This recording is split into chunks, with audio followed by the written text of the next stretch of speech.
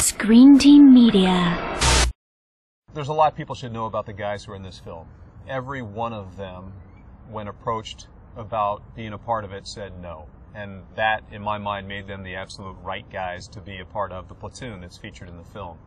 I think they've grown to be not only comfortable with what they've done, because the reason that they did it was to honor their brothers and to share with the American people what it is that SEALs do, but I also think they become proud of the product and how SEALs are represented in active valor.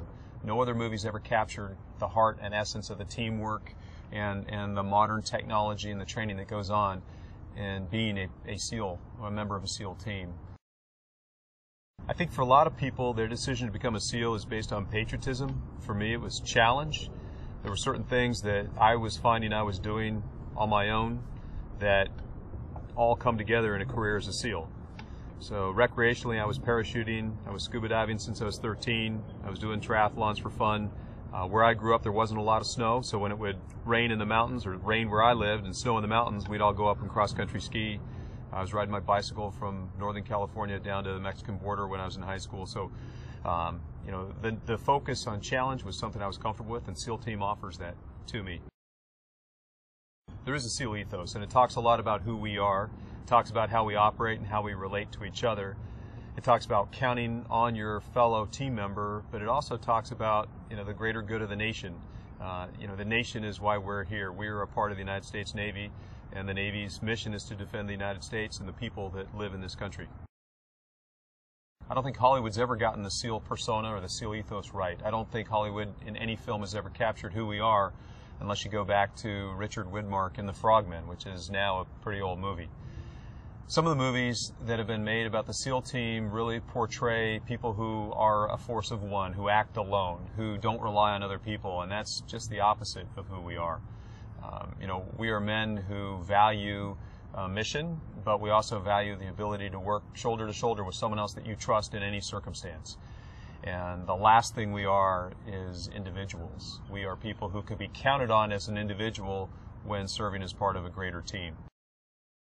One of the things that gives active valor such credibility is the men who are in it. Every one of them is a combat veteran. And just to highlight Ray for a minute, he's a young man, a family man who's earned a Silver Star, a Bronze Star, and has done some incredible things on the battlefield that people can't even imagine. Positive things that put his life at risk. And when you have someone like Ray who is in this film, other members in the SEAL community suddenly realize how legit this is, how credible these men are and this project is. And I personally am proud to have worked with every one of them. I think they're doing a great justice to the SEAL team and to the military at large by taking part in active valor.